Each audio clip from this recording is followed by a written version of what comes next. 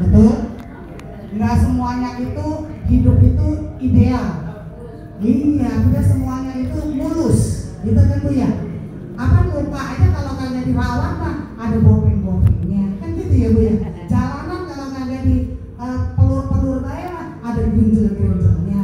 Sama kayak orang hidup, kita pengen enak, pengen panjang umur, pengen rezekinya melimpah ruah, pengen rezekinya banyak, tapi sama sholat males. Malesnya itu dalam arti kata entar gitu ya Bu ya. Suara azan entar dulu baru dia azan.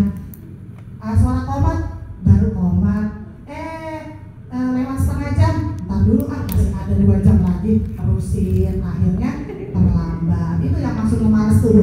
Saya yakin ibu-ibu semua yang hadir insya Allah sholatnya nggak males, cuman nggak tepat waktu.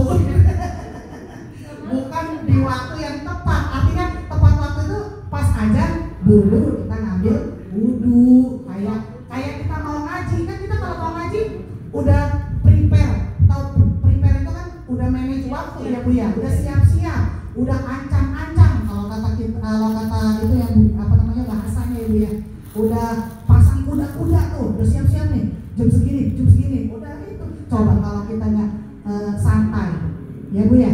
Nah itu tadi saya bilang, kalau kita sholatnya rajin, nggak males, tepat dengan waktunya, sedekahnya doyan, insya Allah Bu, yang kita doakan setiap hari itu insya Allah berjalan lurus, gitu ya Bu ya. Kembali lagi, bahwasannya hidup itu tidak ada yang ideal, pasti akan menemukan kerikil-kerikilnya, pasti akan menemukan hambatannya, gitu ya Bu ya. Kan hidup itu seperti roda pedati, seperti roda, dia kan muter, kadang-kadang ada di atas, kadang-kadang ada di bawah. Kemarin kita punya duit, sekarang lagi nggak punya duit. Kemarin hidup rada mendingan deh tuh, waktu bapaknya kerja, sekarang bapaknya udah pensiun, rada turun. Kayak gitu ya Bu ya. Hidup itu berputar seperti roda, sama gitu ya Bu ya. Nah, ada lagi kebalikan, orang gampang banget nyari harta. Orang ada kan ya Bu ya, kan kalau kita melihat ke atas, ada orang yang gampang banget nyari harta, terus dia kemudian kaya raya, tetapi setiap malam itu hidupnya itu gelisah. Ya, orang biasanya kalau banyak harta malah jadi gelisah Bu, karena mikirin itu di luar. Pas lagi tidur, itu mobil aku, mobil gue, aman apa kagak ya? Gitu ya Bu ya. Itu motor di luar, aman apa kagak ya? Nah itu. Jadi kadang-kadang ada seperti itu orang, ya Bu ya. Nah, itu Bu? Ada yang gampang, tapi tidurnya gelisah.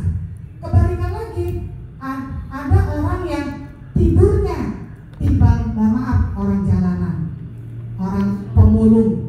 Yang kadang-kadang tidurnya aja ada yang di atas beca, ya Bu ya, ada yang di atas gerobak, tapi dia nikmat, aman-aman aja, nggak gelisah, terus badannya sehat, ya Bu ya. Walaupun memang rezekinya seperti itu, tapi dia merasa cukup, gitu ya Bu ya. Itulah. Nah makanya kita ini sebagai manusia, ya Bu ya, kita itu dianjurkan mencari keberkahan. Buat apa? Buat diri kita sendiri dalam menjalani kehidupan. Di dalam kamus Al-Munawri Bu ya, berkah itu artinya adalah karunia Tuhan yang mendatangkan kebaikan bagi kehidupan manusia. Berkah itu artinya karunia dari Allah yang mendatangkan kepada kebaikan buat kita. Kan kita sering bantu nyebut biar berkah ya, tapi nggak tahu sendiri artinya apa itu berkah. Ya itu tadi, berkah itu mendatangkan karunia dari Allah buat kita. Menurut Imam Al-Ghazali, berkah itu ada 3 Bu. Berkah itu ada 3. Yang pertama, ziyadatul khair. Berkah itu adalah ziyadatul khair, orang yang selalu semangat datang ke tempat kebaikan. Orang yang selalu semangat. Nih ibu-ibu saya tanya nih, ngaji di sini, ngaji dalam Mansuriyah ini semangat apa karena pengen ketemu sama saya?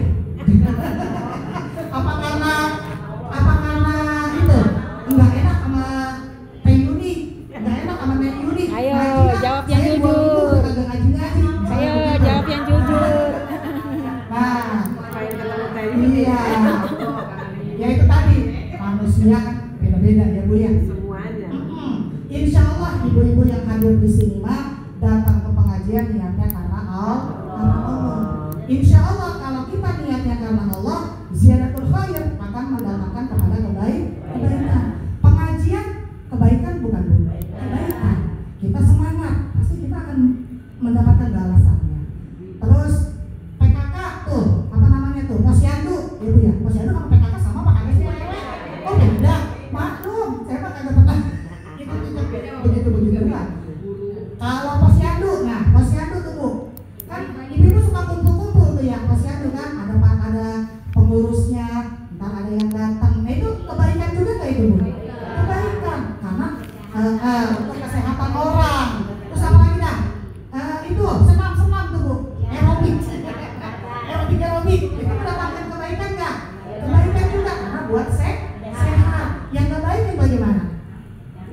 Nah yang nggak baik, selingkuh, empoknya si Anu begini, dia kemarin begini, nah itu yang gibah, ngerumpi, ya Bu ya, gibah, itu yang nggak baik.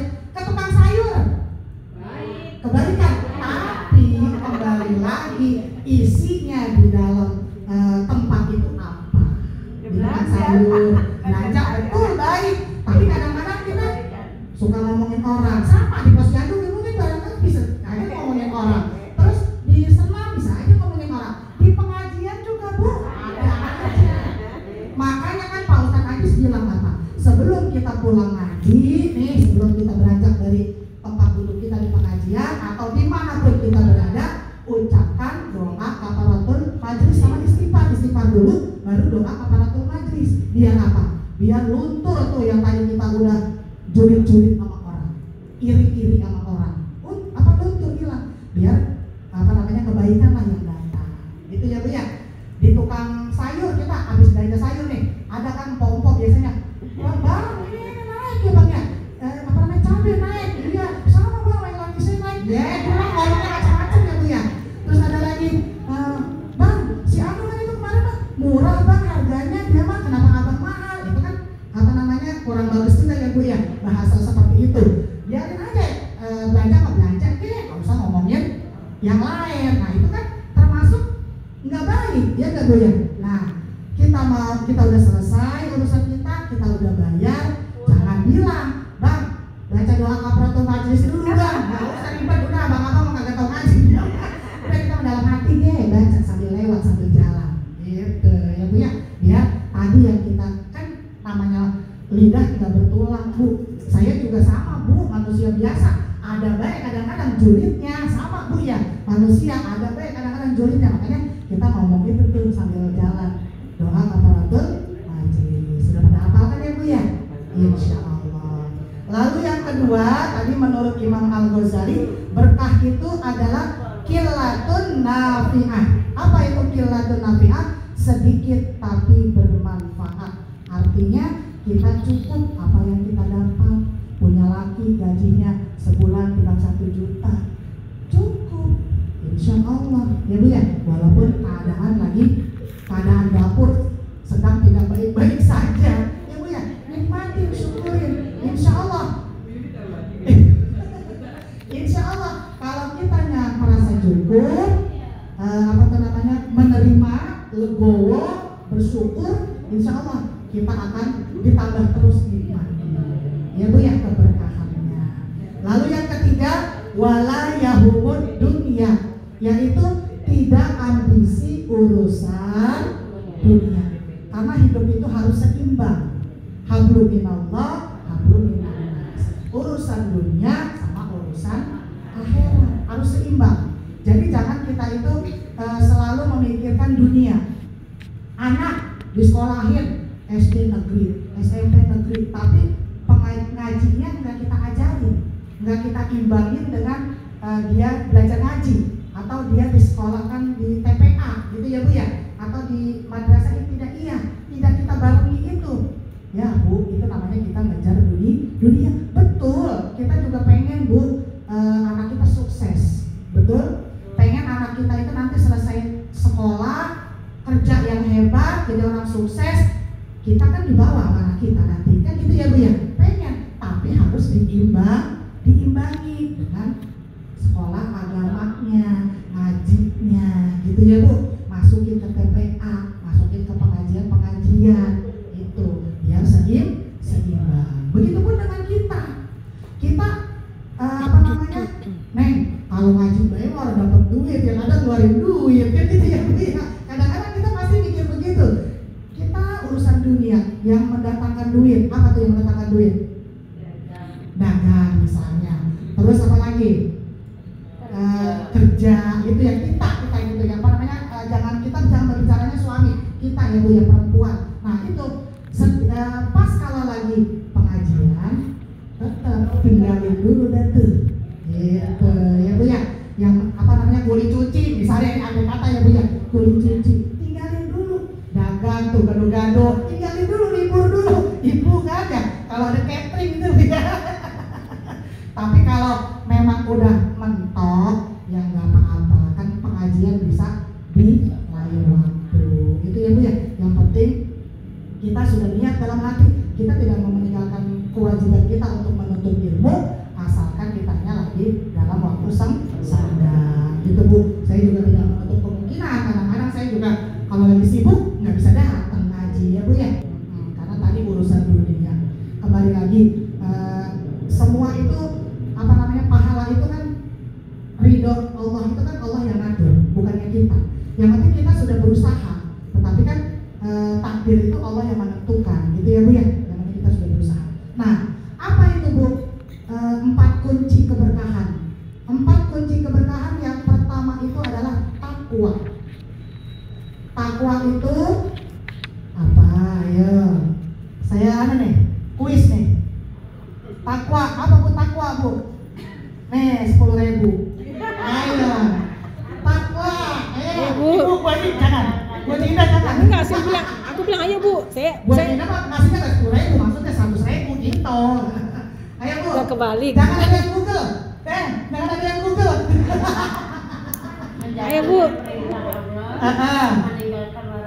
Nah, 100. Tepuk tangan buat Bu Haji. 100 ya Bu Haji ya. Nih Bu Haji nih. Enggak apa-apa. Orang dikasih kuis. Ayo. Bu Haji tuh. Udah kayak bocah ya, kita main kuis-kuisan. Lumayan Bu buat makan bakso. Itu adalah menjauhi larangan Allah dan menjalankan mengikuti perintah Allah. Mengikuti perintah Allah salah satunya sholat tepat waktu, jangan menunda-nunda. Terus ngaji, usahakan kalau lagi ada waktu senggang mah udah ngapain di rumah tiba-tiba rebah-rebahan doang, tidur-tiduran doang, main HP. Terus apa namanya, cucian, gosokan, kagak habis-habis Bu pekerjaannya ya, dapur, sumur, kasur, ya Bu ya, kagak habis-habis. Tapi kalau kita imbangi dengan urusan akhirat, insya Allah keberkahan akan mengikut. Sampai serot ini. Terus yang kedua Bu, 4 kunci keberkahan itu, yang kedua adalah sholat. Sholat itu adalah ibadah wajib.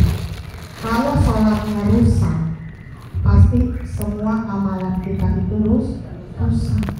Sholat rusak yang bagaimana Neng Yuni? Sholat rusak yang pertama tidak tepat waktu pastinya.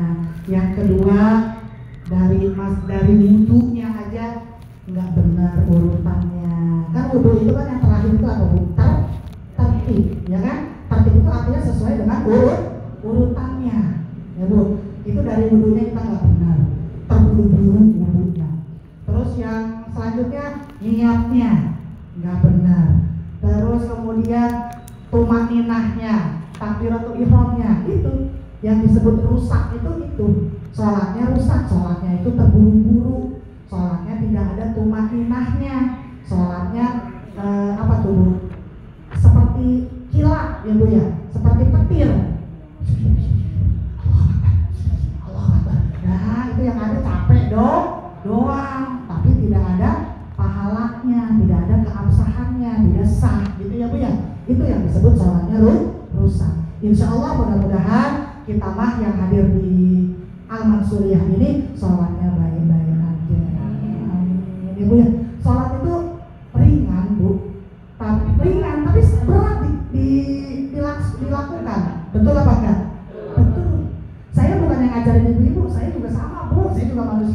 saya juga berat kadang-kadang Bu ya.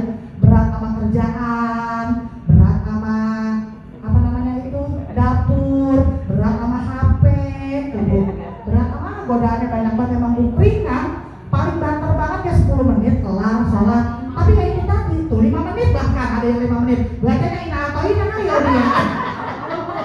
Aku Bu. Iya. Tapi ya terus yang kebolak-kebalik enggak bacanya. Enggak kebolak-kebalik kan bacanya. Betul. Iya benar. Tapi baca Al-Fatihahnya sudah benar atau tidak, makhraj hurufnya, gitu ya Bu ya. Salat ringan tapi berat dilakukan karena amalan yang paling cepat diterimanya itu ya kita sholat. Kita hidup di dunia itu cuma menjalankan perintah Allah itu dulu dah, yang wajib dah, sholat dulu ya Bu ya.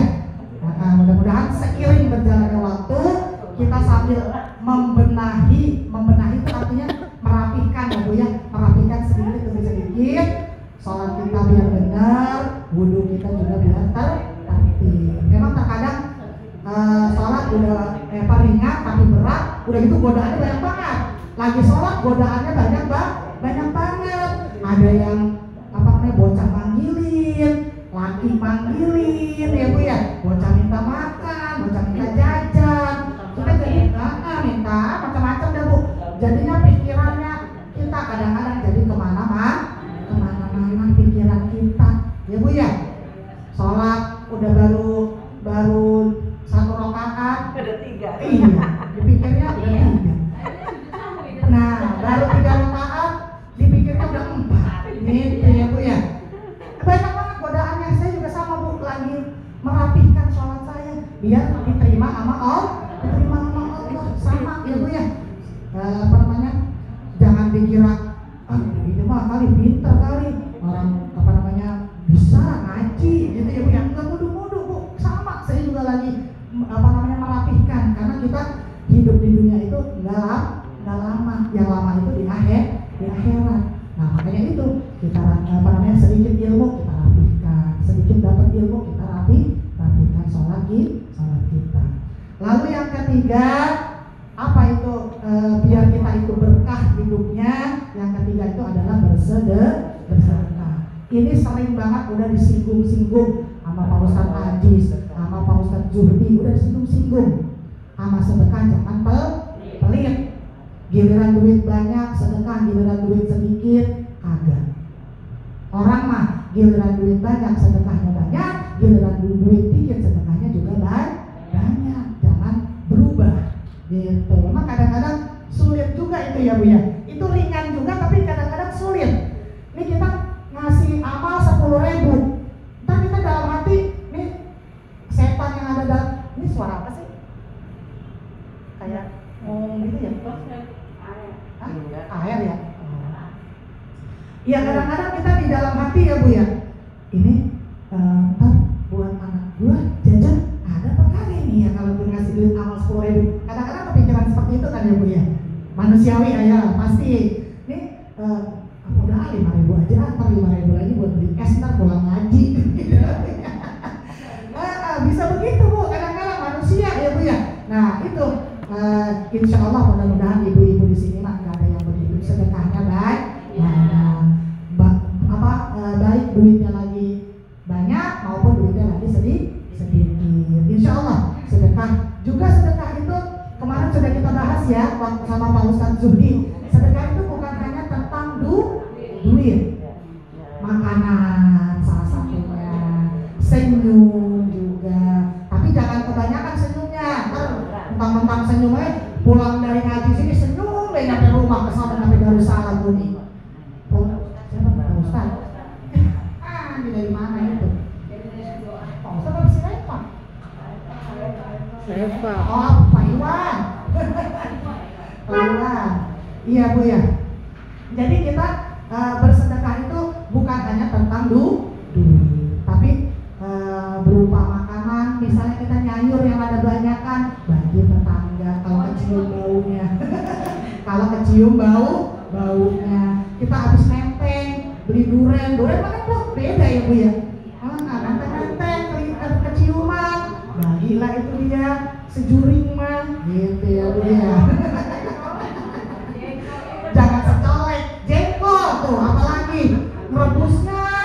ya Bu ya. Itu tetangga dapat kebauan. Kita kagak bisa sedekah pakai duit di pengajian. Kita sedekah dan tidak pakai makanan sama saudara kita, sama tetangga kita. Apa saya? Besok nganterin gitu ya. Nih itu mah celamitan ya.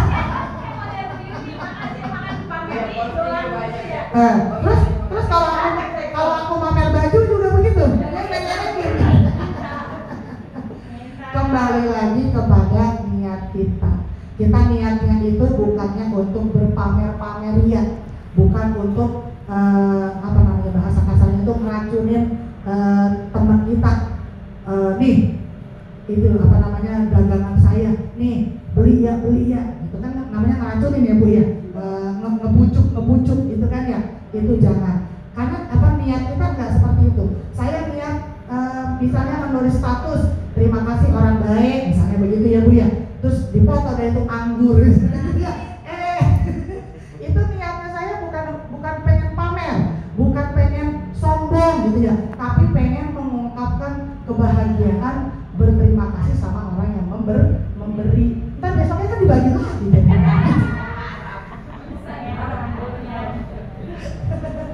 Gitu ya Bu ya. Jadi terus kembali lagi yang kedua, status. Memang kita ini sekarang sedang diuji di era yang perang status, gitu ya Bu ya. Bukan status WA aja, status Facebook, status Instagram. Itu yang membuat kita jadi di dalam hati itu ada perasaan iri, dengki, iya nggak Bu? Itu ya Bu ya. Ayo sama-sama kita pilih hati kita sama kita sama-sama meniti hati kita, mata kita, mulut kita buat status-status kayak begitu. Jangan kita baperin, jangan kita kepoin, jangan kita julitin ya Bu ya. Kan tadi katanya pengen hidup berkah ya Bu, pengen hidup berkah gitu ya. Uni mohon maaf ya nih ya kalau posting ini ya lagi pengen baik gitu.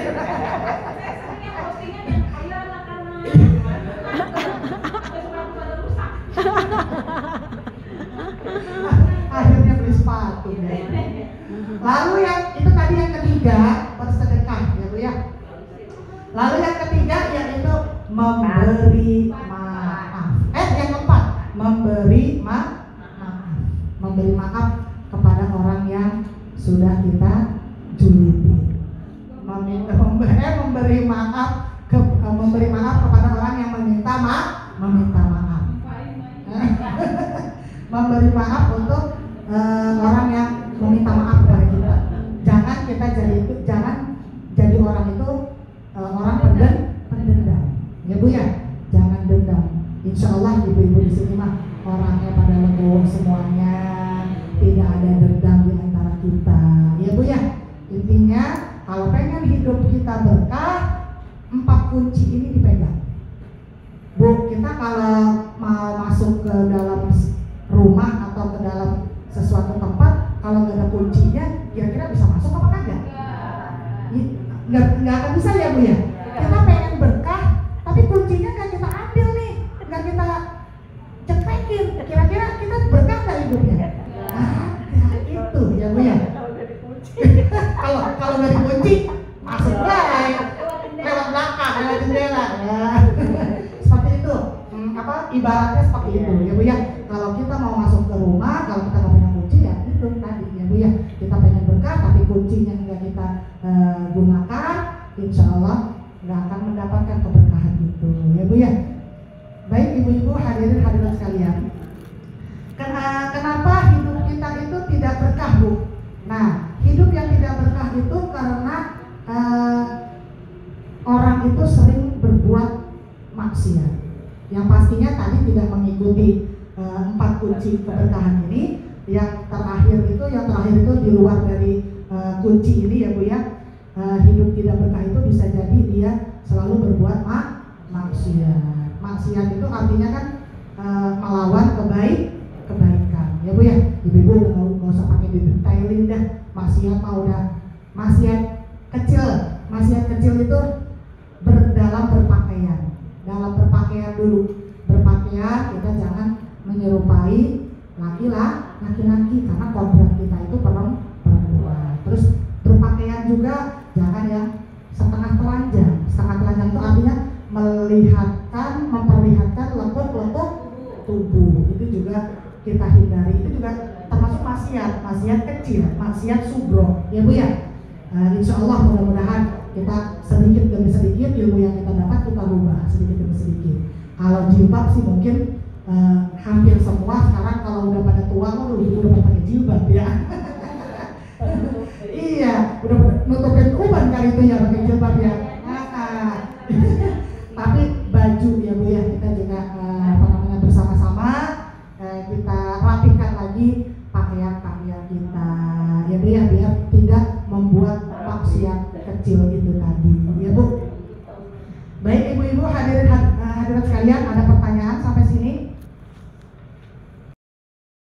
Allah, semoga Allah memberkahi Bu, dari kita bangun tidur sampai kita tidur lagi sehari itu kita hidupnya penuh dengan keberkahan. Keberkahan itu yang saya bilang tadi ya Bu ya, mendatangkan kepada kebaikan, panjang umur, badannya sehat, rezekinya banyak ya Bu ya, melimpah ruah, terus anak sehat, laki kerjanya manteng, ya kan enak itu begitu ya Bu ya. Itu mendatangkan keberkahan. Insya Allah mudah-mudahan kita semua yang hadir pada kesempatan kali ini termasuk orang-orang yang hidupnya berkah. Amin. Kita ganti bab selanjutnya, tadi berkah udah kelar. Bab selanjutnya yaitu ibu-ibu pada hafal zikir Sayyidul Istighfar. Hafal Bu? Ayo coba disebutin, tapi bukan ini kuis ya. Zikir Sayyidul Istighfar. Ayo. Pelan-pelan, jangan dutrun, pelan-pelan. Ya, ayo Bu, ayo. Ayo Bu. Baca. Allahumma anta rabbi la ilaha illa anta khalaqtani wa ana abduka wa ana ala abdika tadika wastaqau wa abdika bisari wa salatu abu laka bi nikmatika Alayya abu zambi fakirli fa innahu la yaghfiru dzunuba illa anta. Betul. Oke, 100. Zikir Sayyidul Istighfar. Tapi saya enggak ada hadiahnya ini buat ini. banyak itu Hadiahnya kalau buat satu bintang ya. Sayyidul Istighfar. Ayo Bu, ikutin saya bersama-sama ya Bu ya. Bismillahirrahmanirrahim. Allahumma anta rabbi. La ilaha illa anta. Khalaqtani wa ana abduka. Wa ana ala ahdika. Wa wa'dika. Mastata'tu. A'udzu bika. Min syarri ma sana'tu. Abu'u laka. Bi ni'matika alayya. Wa abu'u bi dzanbi. Faghfirli. Fa innahu la yaghfiru dzunuba illa anta. Nanti saya capatin dah di grup ya Bu ya. Apa ini Bu? Zikir Sayyidul Istighfar. Keutamaannya, kelebihannya. Sayyidul Istighfar ini kelebihannya yaitu barang siapa yang membaca bacaan Sayyidul Istighfar ini di siang hari dengan keyakinan yang khusyuk, kemudian dia meninggal di hari itu, maka ia dimasukkan langsung ke dalam surganya Allah. Kalau meninggal pada saat itu, kira-kira kita kalau lagi baca Sayyidul Istighfar yang pengen meninggal? Jawabnya udah kencang banget, kagak ya. Bu, saya juga belum pengen. Terus yang kedua, barang siapa yang membacanya di malam hari, tentunya dengan keyakinan juga, kemudian dia meninggal di malam itu, maka dia juga termasuk penghuni surga. Tapi kan kita kagak mau Neng, meninggal duluan Neng. Iya sama Bu, saya juga kagak pengen, ya Bu ya. Tetapi itu yang langsung dimasukkan ke surga itu tadi. Kalau orang itu sudah membaca, dia membaca pada saat itu, kalau dia meninggalnya siang, dia meninggal pada hari itu langsung dimasukkan ke surga. Kalau dia membacanya pada malam hari, terus dia meninggal, kan kalau hitungan jamnya Arab itu kan dari Islam itu kan dari maghrib ya Bu ya, dari maghrib sampai subuh ya Bu ya, sampai subuh betul Bu Haji? Dari hitungan Arab itu jam, kan kalau kita makan dari pagi sampai malam 24 jamnya. Kalau hitungan Islam itu Arab itu dari maghrib asar. Dari asar sampai subuh Lebih. sampai ketemu lagi, sampai ketemu asar lagi, seperti itu kan. Nah itu ya, jadi dia misalnya bacanya malam, nah berarti dia meninggal misalnya dalam hitungan Islamnya gitu ya Bu ya, itu dia maka langsung masuk ke dalam surga gitu Bu. Pokoknya dia baca malam, dia baca siang. Nah Neng, itu kan kalau orang yang meninggal. Terus kalau kitanya sehat, panjang umur, buat apa kita baca Sayyidul Istighfar? Tetap Bu, akan ada faedahnya. Faedah yang pertama, manfaat yang pertama kalau kita baca Sayyidul Istighfar, itu dapat menghapus dosa kecil. Ibu-ibu punya dosa? Pasti. Saya punya dosa? Pasti. Ya Bu ya, manusia biasa pasti punya dosa. Dosa kecil itu tadi ngomongin orang, julid sama orang, itu dosa kecil. Ngomelin anak, ngomelin laki, bawa duitnya dikit, itu dosa kecil. Itu dosa besar kalau sama laki mah. Kan surga kita di laki. Gitu ya Bu ya. Menghapus dosa kecil itu yang tadi namanya gibah, itu yang ngomongin orang. Nah itu kita kalau kita sering baca Sayyidul Istighfar, insya Allah akan terhapus dosa-dosa kecil itu. Lalu subuh sama asar kan itu namanya zikir pagi sore. Di situ ada doa itu. Kayaknya ada. Iya saya juga makanya kalau kan saya kalau Bu pagi itu saya selalu nyetel zikir pagi.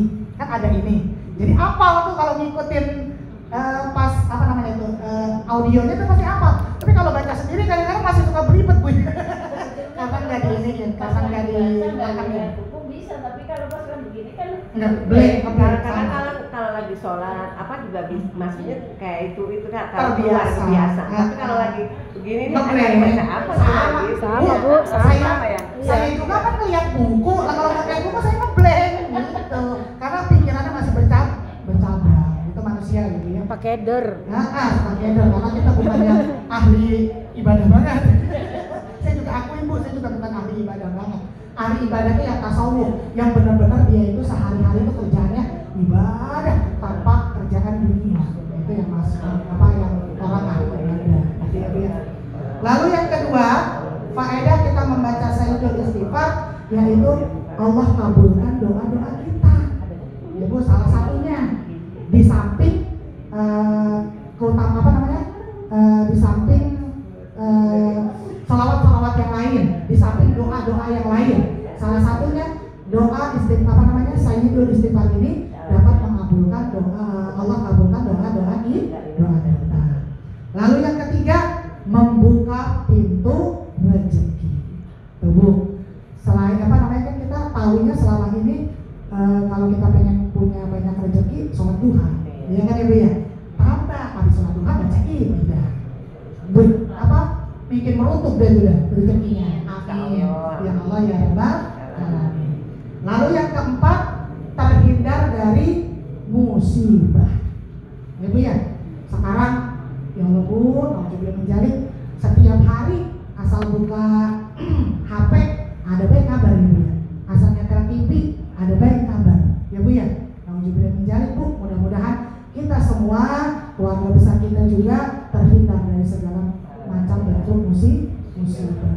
Baik musibah apapun Bu, ya Allah, na'udzubillah min dzalik. Amin.